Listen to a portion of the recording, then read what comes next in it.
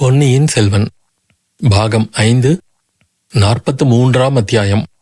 மீண்டும் கொள்ளிடக்கரை. கொள்ளிடத்தின் வடகரையில் உள்ள திருநாரையூர் என்னும் கிராமத்தில் நம்பியாண்டார் நம்பி என்னும் சைவ பெரியாரின் மடாலயம் இருந்தது. அதன் வாசலில் அரண்மனை பல்லக்கு ஒன்றும் பல்லக்கு தூக்கிகளும் காவல் வீரர்களும் நின்றனர். இவர்களைத் தவிர கிராமவாசிகள் சிறிது தூரத்தில் கூட்டம் கூடி நின்றார்கள்.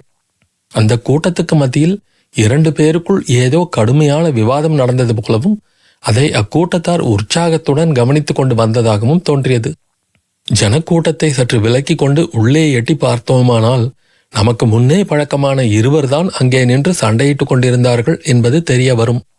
அவர்களில் ஒருவன் திருமலை என்ற ஆழ்வார்க்கடியான் நம்பி, மற்றொருவர் நம் கதையின் ஆரம்பத்திலேயே அவனுடன் படகில் விவாதம் தொடுத்த வீரசைவர். நம்பியாண்டார் நம்பியின் சைவ மடாலயத்தில் பிரதான காரியக்காரர். நம்பியாண்டாரை பார்ப்பதற்காக வந்திருந்த பெரிய பிராட்டி செம்பியன் மாதேவி அந்த மகானுடன் ஏதோ தனிமையில் பேச விரும்புகிறார் என்பதை அறிந்து கொண்டதும் மேற்கூறிய வீரசைவ பெரியார் வெளியேறி வந்தார். ஆழ்வார்க்கடியானை பார்த்ததும் அவருக்கு இயற்கையாகவே ஆத்திரம் பொங்கி வந்தது.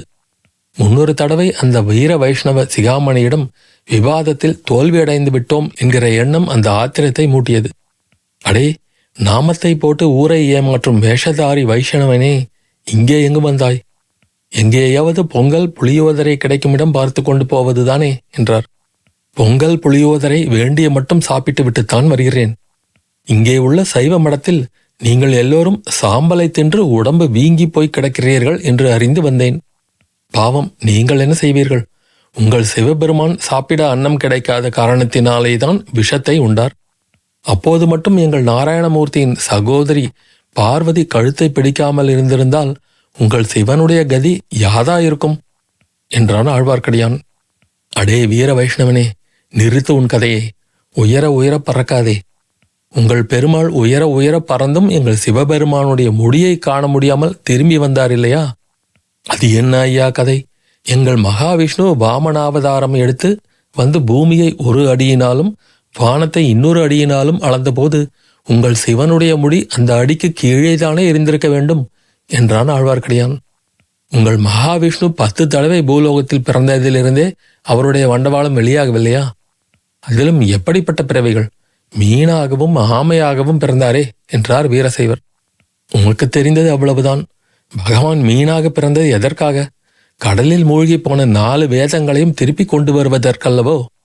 ஆகையினாலேதான் எங்கள் ஆழ்வாரும் ஆனாத செல்வத்து அறம்பயர்கள் தற்சூழ வானாளும் செல்வமும் வண்ணரசும் யான் வேண்டேன், தேனோர் பூஞ்சோலை திருவேங்கடச் சுனையில் மீனாய் பிறக்கும் தவமுடையேனாவேனே என்று பாடியிருக்கிறார். அப்பனே, உங்கள் ஆழ்வார்கள் 12 பேர்தான். எங்கள் நாயன்மார்கள் 63 பேர். அதை ஞாபகம் வைத்துக்கொள். ஓஹோ, இப்படி வேறு ஒரு பெருமையா? பஞ்சபாண்டவர்கள் 5 பேர்தான். துரியோதனாதியர் 100 பேர் என்று பெருமை அடித்துக் கொள்வீர் போலிருக்கிறதே. அதிக பிரசங்கி, எங்கள் நாயன்மார்களை துரியோதனன் கூட்டத்தோடு ஒப்பிடுகிறாயா? உங்கள் ஆழ்வார்களிலேதான் பேய் ஆழ்வார் பூதத்தாழ்வார் எல்லாரும் உண்டு. உங்கள் சிவபெருமானுடைய கணங்களே பூகணங்கள் தானே, அதே மறந்து விட்டாராங்கானும். இப்படி வீர வைஷ்ணவரும் வீரசைவரும் வாதப்போர் நடத்தி கொண்டிருந்த போது 2 தரப்பிலும் சிரத்தை உள்ளவர்கள் இடையிடையே ஆரவாரித்து உற்சாகப்படுத்தி கொண்டிருந்தார்கள். இச்சமயத்தில் மடாலயத்துக்குள்ளிருந்து சிவஞான கண்டராதித்தரின் திருத்தேவியான செம்பியன் மாதேவியும் அவரை வழி அனுப்புவதற்காக நம்பியாண்டார் நம்பியும் வெளியே வருவதைக் கண்டு அக்கூட்டத்தில் நிசப்தம் நிலவியது. மழவரையன் மகளார் நம்பியாண்டாரிடம் விடை பெற்று கொண்டு வந்து ஆழ்வார்க்கடியானை பார்த்து, திருமலை, இங்கே கூட உன் சண்டையை ஆரம்பித்து விட்டாயா என்றார். இல்லை தேவி, நாங்கள் மற்போர் நடத்தவில்லை, சொற்போர்தான் நடத்தினோம். இந்த வீர சைவ சிகாமணிதான் முதலிலே போரை ஆரம்பித்தார். எங்கள் சொற்போர் இங்கே கூடியிருப்பவர்களுக்கெல்லாம் மிக்க உற்சாகத்தை அளித்தது. அதனாலேதான் மடாலயத்துக்குள்ளே பிரவேசியாமல் இருந்தார்கள் என்றான் திருமலை. அப்பனே, தெய்வங்களுக்குள்ளே உயர்வு தாழ்வு சொல்லி வேடிக்கையாக கூட விவாதம் செய்யக்கூடாது. அதனால் சாதாரண ஜனங்களின் உள்ளம் குழப்பத்துக்கு உள்ளாகும். என் மாமனாராகிய பராந்தக தேவர் தில்லை சிற்றம்பலத்துக்கு பொற்கூரை வைந்தார். அம்மாதிரியே வீரநாராயணபுரத்தில் உள்ள அனந்தீஸ்வரர் கோயிலுக்கும் திருப்பணி செய்து மானியம் அளித்தார். அவர் காட்டிய வழியிலேயே நாம் அனைவரும் நடக்க வேண்டும் என்று கூறினார் செம்பியன் மாதேவி. பின்னர் தேவியார் சிவிகையில் ஏறிக்கொள்ளவும் சிவிகை மேற்கு நோக்கி சென்றது. காவற்காரர்கள் முன்னும் பின்னும் தொடர்ந்தனர். ஆழ்வார்க்கடியான் செம்பியன் மாதேவியின் சிவிகைக்கு சமீபமாக நடந்து சென்றான். சிறிது தூரம் சிவிகை போன பிறகு ஆழ்வார்க்கடியான் பெரிய பிராட்டியை பார்த்து, தேவி, நம்பியாண்டாரை நம்பி வந்த காரியம் என்ன ஆயிற்று என்று கேட்டான். என் மனம் கலக்கம் நீங்கி தெளிவு அடைந்து விட்டது திருமலை. மதுராந்தகன் சிங்காதனம் ஏறுவதை வேறு வழியில் தடுக்க முடியாவிட்டால் உலகம் அறிய உண்மையை சொல்லிவிடுவதே முறை என்று நம்பியாண்டார் சொல்லிவிட்டார். நானும் அதை மனப்பூர்வமாக ஒப்புக்கொண்டு உறுதி அடைந்து விட்டேன் என்றார் செம்பியன் மாதேவி. நம்பியாண்டார் அவ்விதம் கூறுவார் என்றுதான் முதன் மந்திரியும் எதிர்பார்த்தார். ஆயினும் தாங்கள் இந்த பிரயாணம் வந்தது மிக நல்லதாய் போயிற்று தாயே. தாங்கள் இந்த விஷயமாக உடனே முடிவு செய்வதற்கு இன்னும் அதிகமான அவசியம் நேர்ந்திருக்கிறது. கடம்பூரிலிருந்து மிக பயங்கரமான செய்தி வந்திருக்கிறது. அது இன்னும் இந்த ஊரில் உள்ளவர்களுக்கு தெரியாது. தெரிந்தால் இங்கு ஒருவரும் இருந்திருக்க மாட்டார்கள். எல்லாரும் இளவரசரின் இறுதி ஊர்வலத்தை பார்ப்பதற்கு போயிருப்பார்கள் என்றான் ஆழ்வார்க்கடியான். திருமலை, என்ன சொல்லுகிறாய்? என்ன பயங்கரமான வார்த்தை! எந்த இளவரசர்? என்ன இறுதி ஊர்வலம் என்று தேவி கேட்டார். மன்னிக்க வேண்டும் தாயே, சோழ குலத்தில் இதுவரை இம்மாதிரி துர்ச்சம்பவம் நடந்ததில்லை. கடம்பூர் அரண்மனையில் ஆதித்த கரிகாலர் காலமானார். துர்மரணம் என்று சொல்லுகிறார்கள். யாரால் நேர்ந்தது, எப்படி நேர்ந்தது என்று மட்டும் தெரியவில்லை. பலர் பலவாறு சொல்லுகிறார்கள். ஆதித்த கரிகாலர் அகால மரணம் அடைந்த பிறகு கடம்பூர் அரண்மனை முழுவதும் தீப்பட்டு எரிந்து விட்டதாம். இளவரசரின் சடலத்தை தஞ்சைக்கு ஊர்வலமாக எடுத்து வருகிறார்களாம். திருக்கோவலூர் மலையமான் கடம்பூர் சம்புவராயரையும் அவருடைய குடும்பத்தையும் சிறைப்படுத்தி அழைத்து வருகிறாராம். ஊர்வலத்தில் 1,00,000 ஜனங்களுக்கு மேல் முன்னும் பின்னும் வருகிறார்களாம். அவர்கள் கொள்ளிடக்கரைக்கு வருவதற்குள் நாம் அந்த நதியை கடந்துவிட வேண்டும். திருமலை, நீ சொல்வது உண்மையிலேயே பயங்கரமான செய்திதான். வானத்தில் தூமகேது தோன்றியதின் காரணமாக ஜனங்கள் எதிர்பார்த்த விபரீதம் நேர்ந்துவிட்டது. ஆஹா, அந்த அசகாய சூரனின் கதி இப்படியா முடிய வேண்டும்? ஐயோ, சுந்தர சோழருக்கு இது தெரியும் போது என்ன பாடுபடுவார்? நோய்பட்டிருக்கும் சக்கரவர்த்திக்கும் இந்த செய்தியினால் ஏதாவது நேராமல் இருக்க வேண்டுமே என்று எனக்கு கவலையாயிருக்கிறது. கருணை கடலான சிவபெருமான் தான் சோழ குலத்தை காப்பாற்ற வேண்டும் என்றார் மழவரையர் மகளார். தாயே, சோழ குலத்துக்கு நேர்ந்திருக்கும் ஆபத்து ஒரு புறம் இருக்கட்டும். இந்த துர்நிகழ்ச்சியினால் சோழ சாம்ராஜ்யமே சின்னா பின்னமாகிவிடலாம் என்று எனக்கு பயம் உண்டாகிறது. அது ஏன் அந்த எண்ணம் உனக்கு உண்டாயிற்று திருமலை? சோழ நாட்டு தலைவர்கள் சிற்றரசர்களுக்குள்ளே பெரும் சண்டை மூழலாம். இவ்வாறு சோழ நாட்டில் உள் சண்டையினால் இரத்த வெள்ளம் ஓடிக்கொண்டிருக்கும் போது வெளிநாட்டு பகைவர்கள் தைரியம் கொண்டு படையெடுக்க தொடங்கிவிடுவார்கள். அதன் விளைவுகளை பற்றி சொல்ல வேண்டுமா தாயே? திருமலை, சிற்றரசர்கள் தலைவர்களுக்குள்ளே ஏன் சண்டை மூழும் என்று சொல்லுகிறாய்? தங்களுக்கு தெரிந்த காரணம்தான் தாயே. சிலர் தங்கள் திருக்குமாரரான மதுராந்தகர் அடுத்தபடி பட்டத்துக்கு வர வேண்டும் என்பார்கள். மற்றும் சிலர் அருள்மொழிவர்மர் தான் சிம்மாசனம் ஏற வேண்டும் என்பார்கள்.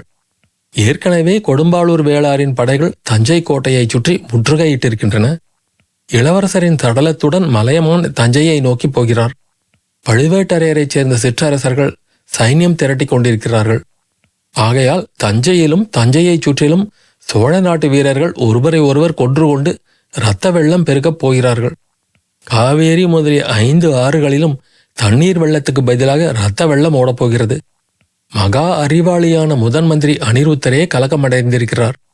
விஜயாலயரும் ஆதித்தரும் பராந்தகரும் தங்கள் திருக்கணவரான கண்டராதித்தரும் நிலைநாட்டிய சோழ பேரரசு நம் நாளில் அழிந்து போய்விடலாம் என்றே பயப்படுகிறார். இதை தடுப்பதற்கு அனிருத்தருக்கே வழி ஒன்றும் தோன்றவில்லை என்றான் ஆழ்வார்க்கடியான். திருமலை, இறைவன் அருளால் இந்த மாபெரும் சாம்ராஜ்யத்துக்கு அத்தகைய விபத்து நேராமல் நான் தடுப்பேன்.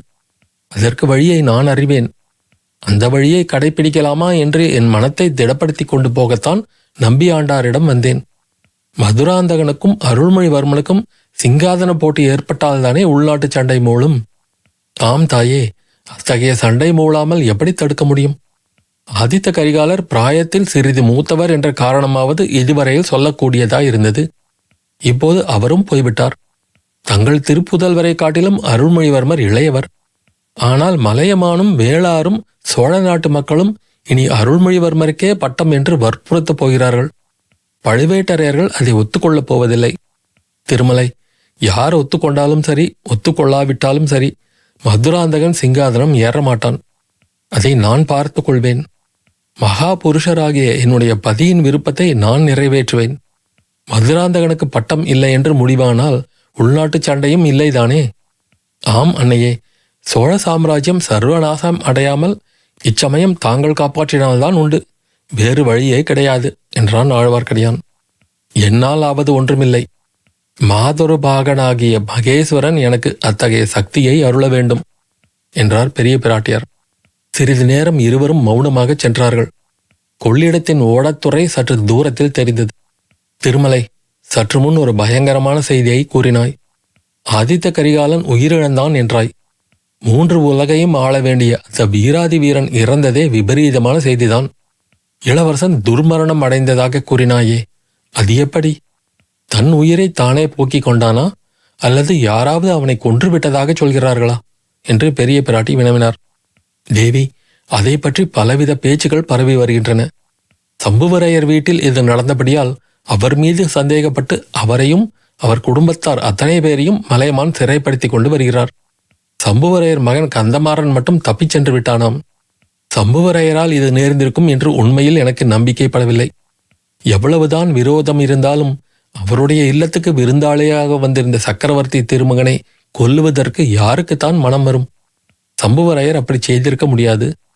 அவர் இதை பற்றி என்ன சொல்லுகிறாராம்? இளவரசர் கரிகாலரின் மரணம் எப்படி நேர்ந்திருக்கும் என்று சொல்லுகிறாராம்? தேவி, பழைய அறைக்கு முன்னொரு சமயம் வானர் குலத்து வீர வாலிபன் ஒருவன் வந்திருந்தானே, நினைவிருக்கிறதா? அவனை குந்தவை பிராட்டியார் ஈழ நாட்டுக்கு கூட ஓலையுடன் அனுப்பி வைக்கவில்லையா? ஆம் ஆம், ஞாபகம் இருக்கிறது. அவனை பற்றி என்ன? இளவரசரின் உயிரற்ற சடலத்துக்கு அருகில் அந்த வாலிபன் தான் இருந்தானாம். ஆகையால் அவனேதான் கொண்டிருக்க வேண்டும் என்று சம்புவரையர் சொல்கிறாராம். திருமலை, அப்படி ஒரு நாளும் நேர்ந்திராது. அந்த பிள்ளையை பார்த்த ஞாபகம் எனக்கு இருக்கிறது. நானும் அப்படித்தான் நினைக்கிறேன் தாயே. ஆனால் சந்தர்ப்பங்களும் சாட்சியங்களும் வந்தியத்தேவனுக்கு எதிராயிருக்கின்றன. ஐயோ பாவம், இளைய பிராட்டி அந்த வாலிபனிடம் ரொம்ப நம்பிக்கை வைத்திருந்தாள். இந்த செய்தி தெரிந்தால் அவள் துடிதுடித்து போவாள். தாயே, தங்களிடம் அதை பற்றி கேட்டுக்கொள்ளலாம் என்று நினைத்தேன். தாங்கள் குடந்தைக்கு சென்றதும் இளைய பிராட்டியை சந்தித்து தஞ்சைக்கு அழைத்து கொண்டு போவது நல்லது. அதுதான் என் உத்தேசம். இளைய பிராட்டி எனக்காக அங்கே காத்து கொண்டிருக்கிறாள். மற்றவர்கள் மூலம் பராபரியாக இளைய பிராட்டிக்கு செய்தி தெரிவதற்கு முன்னால் தாங்களே சொல்லிவிடுவதுதான் நல்லது. அப்படியானால் இப்போது நீ என்னுடன் வரப்போவதில்லையா திருமலை? தேவி, தாங்கள் அனுமதி கொடுத்தால் கொள்ளிடத்தின் தென்கரையில் தங்களிடம் விடை பெற்றுக் கொள்ள விரும்புகிறேன். எங்கே போகப் போகிறாய்? இளவரசர் கரிகாலரின் மரணத்தில் ஏதோ ஒரு மர்மம் இருக்கிறது. அதை கண்டுபிடித்து வருவதற்காக போக விரும்புகிறேன். எப்படி கண்டுபிடிப்பாய்? தேவி, பாண்டிய நாட்டு சதிகாரர்களை பற்றி தங்களுக்கு முன்னமே ஒரு முறை சொல்லியிருக்கிறேன். அச்சதிகாரர்களில் ஒருவனை கொள்ளிடத்தின் தென்கரையில் நான் வரும்போது பார்த்தேன் என்றான் திருமலை.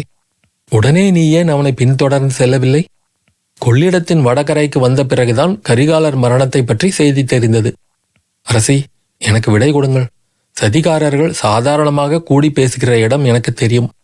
சரி, போய் வா. இளைய பிராட்டி குந்தவையிடம் என்ன சொல்லட்டும்? அவளை நினைத்தால் எனக்கு பெருங்கவலையாயிருக்கிறது. வந்தியத்தேவன் மீது குற்றம் சாட்டப்பட்டால் அதை பற்றி கவலைப்பட வேண்டாம் என்று சொல்லுங்கள். உண்மை குற்றவாளியை நான் எப்படியும் கண்டுபிடித்து கொண்டு வருவேன் என்று சொல்லுங்கள். இறைவன் அருளினால் நீ போகும் காரியம் வெற்றி அடையட்டும் என்றார் சிவபக்தியில் சிறந்த பெண்மணியான செம்பியன் மாதேவி. இதற்குள் கொள்ளிடக்கரை வந்துவிட்டது. பெரிய பிராட்டி செம்பியன் மாதேவியும் பரிவாரங்களும் ஏறிச் செல்வதற்காக படகுகள் காத்திருந்தன. ஆழ்வார்க்கடியான் வேறொரு சிறிய படகு பிடித்துக்கொண்டு அவர்களுக்கு முன்னால் விரைந்து படகை செலுத்தச் சொல்லி அங்கிருந்து சென்றான். அத்தியாயம் முடிவு.